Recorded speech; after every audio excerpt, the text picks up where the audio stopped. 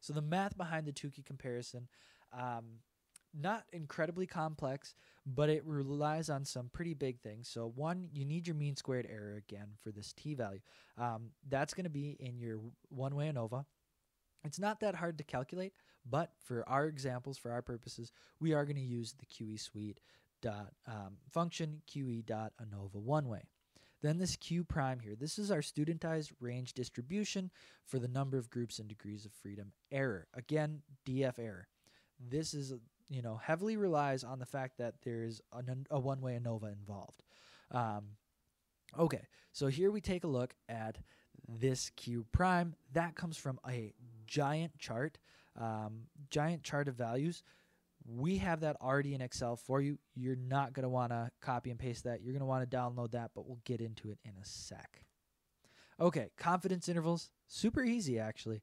It's just your mean of the group plus or minus your T critical for that group. And as you can see, something I always like to point out is for the example that we're doing, we have a balanced ANOVA.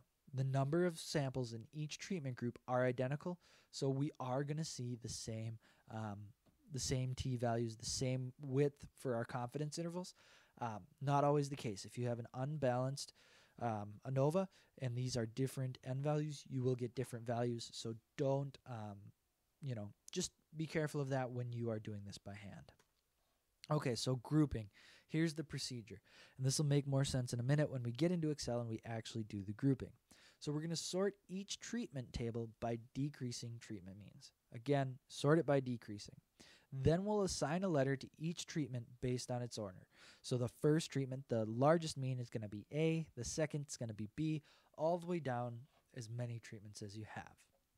And for each treatment, we're going to compare the difference of its mean to the next sequential mean in the decreasing order to the current mean's critical T. Again, that's where that if the difference of means is less than the critical T. But the critical T that you're using is always of the higher mean group because we're always assessing based on the higher mean. So if the difference is less than that critical value, then they are grouped together in that group. So let's take a look in Excel. Here is a summary here for you, but let's take a look at all of this math in Excel.